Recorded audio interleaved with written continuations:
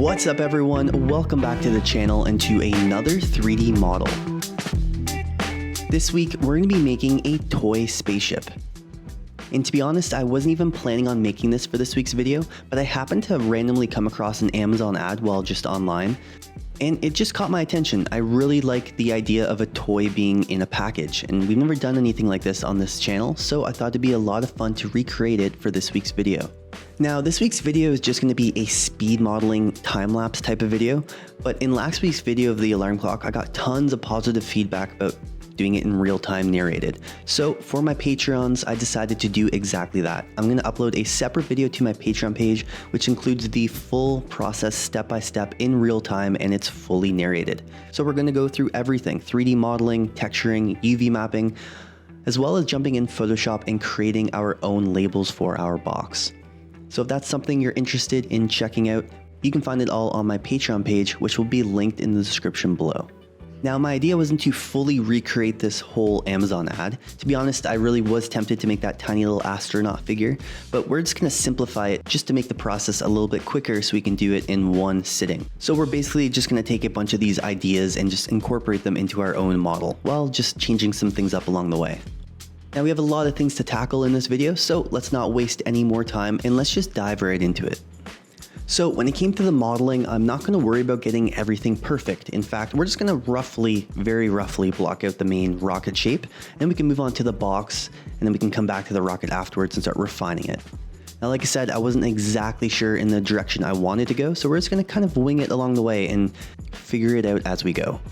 Now, one thing I did want to talk about was the box. Now, of course, we could simplify this box, and that's honestly the direction I was originally thinking of going. But then the more I looked into this Amazon ad and I zoomed into the image, I really like the idea of the box folding in on itself. You can see how on the edges, it's cardboard and it wraps around. It's a real box, so it needs to hold together somehow. So I wanted to recreate that and make this box a little bit more realistic by adding all of those folds. But that's definitely one area that's not really that important, and to be honest with you, you can definitely get away with simplifying the box and not adding all those polys and wrapping all those edges. So just one thing I wanted to make a note of before we really get into this video. Other than that, everything else is pretty straightforward. And of course, this is a toy spaceship, so I really wanted this to look more like a toy and less realistic. So when it came to modeling the actual spaceship components, we're going to simplify everything and keep it fairly simple. That way it looks more like a toy and less like a realistic looking spaceship. So let's just continue blocking out all of these main shapes, then we can start refining them and slowly piece together our toy spaceship.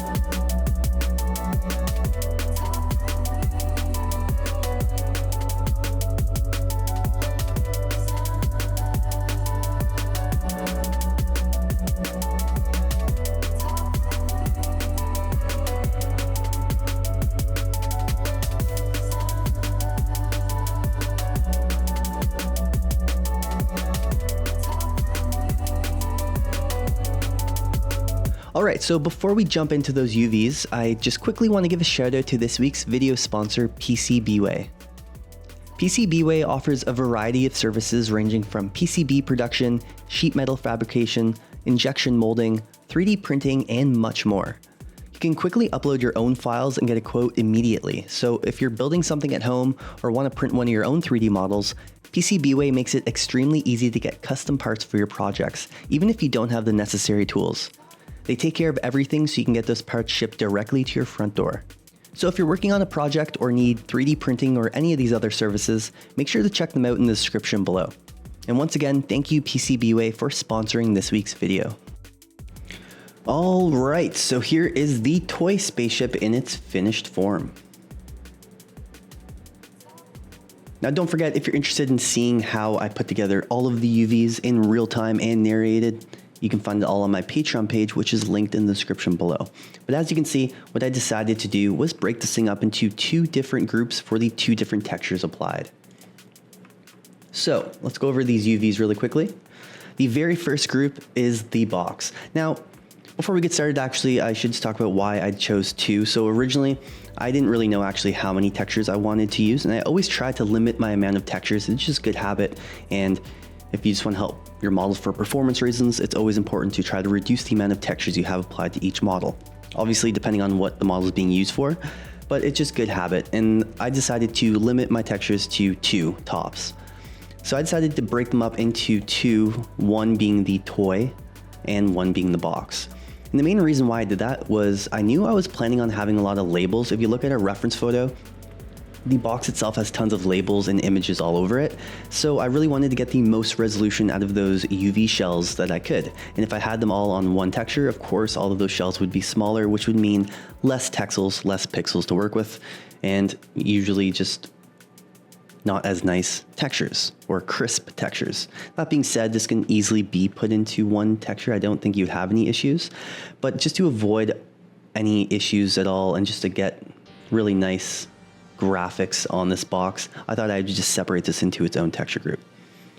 So as you can see, the main thing, the most important thing was making sure that my shells were nice and straight. Since I was planning on stamping different images and text on the box, I didn't want any of my shells to be warped or skewed. So making sure that these were nice and straight not only would make applying materials easy, but it's also going to take advantage of the space to make my shells as big as I could. Now, another important thing with this box, since I knew majority of the textures and graphics were going to be basically on these specific shells. So this front one as well. So everything on the inside, this top piece, the bottom of course, and actually these side are not important, but the outside are. So these really, the shell for example, all the shells that were planning to have words or pictures, I made those a little bit larger because I wanted to get, like I said, more pixels or more texels out of those UV shells. If they were all the exact same, so if I highlighted them all and I press Ctrl L to evenly lay them out, of course now they would be all equal in size to one another, which is always a good thing, but now it's smaller because it's trying to make the other less important shells just as large. So I didn't do that, I just decided to make the more important shells the larger ones in my UV map. Everything else is basically straightforward. I just left the box as its own group. And the other group and texture is the toy. So everything else in the scene, pretty straightforward. It is just all the plastic pieces. Once again, just trying to fill in my UV space to try to get most out of those textures. But that's basically everything. That's how I prepared it. So I assigned a different material to each group so I can have 2 different texture set lists in Substance Painter. So all we have to do now is export this thing. We can jump over to Substance and we can start the texturing process. Alright, so when it came time for the textures, one of the most important things was dealing with all of these labels. So as you can see, I jumped into Photoshop before jumping into Painter, and I prepared a few graphics for my box. So all I did for this was jump on Google Images and find random graphics that I thought were fitting, and I also just created my own by creating my own labels like space and all the little words. I created my own alphas, that way I can easily just paste them on my box in Substance Painter. So after I created all of those graphics, we could jump into Substance and start baking out our textures. And don't forget, if you're interested in seeing how I created all of these specific graphics for my box, I do go through that in real time, fully narrated on my Patreon page. So it's in that video if you're interested in checking it out, which you can of course find in the link in the description below. All right, so now that we jumped over to Substance Painter, our graphics are ready to go. We just need to bake out these textures and we can start applying some different materials to our objects. Now, like every video, I always say, I always like just filling in empty meshes with some sort of material to begin with, and then we can start refining those afterwards. It just helps me get a better idea of how I want these objects to look when all the other objects around it have some sort of material applied to them. Now, of course, we have our Amazon ad, which we're using as our main reference, so I definitely had some sort of direction I was working towards, but I was definitely open to other options. So we're basically just gonna wing it, see how things go, and we can piece it together along the way. So we have a lot of different objects to start texturing, so let's not waste any more time. Let's start filling in these empty meshes with materials, and we can slowly texture our toy spaceship.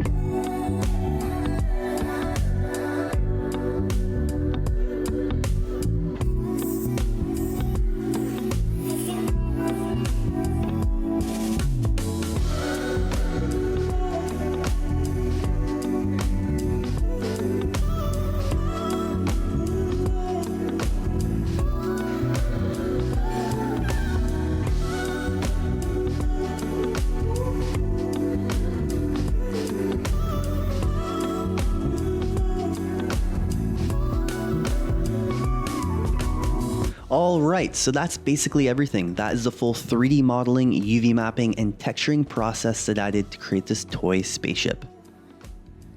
I really hope you guys enjoyed this week's video, and if you did, please consider subscribing to the channel or hitting that like button. And also don't forget that this full video will be available in real time and fully narrated, which I will be uploading to my Patreon page. I'm also going to upload all the working files, so if you want to check out the Substance Painter file or you want access to the 3D model, all of it is available on my Patreon page, which you can find in the link in the description below. And Patreon is also the best way to help support my work. If you enjoy these types of videos and you want to see more tutorial-based videos, or you're just looking for a bigger way to help support my page, Patreon is by far the best place to do that. So please check it out. I would very much appreciate it. Alright, I hope you guys enjoyed this week's video. Let me know what you thought about this week's model, and I will catch you all in the next one.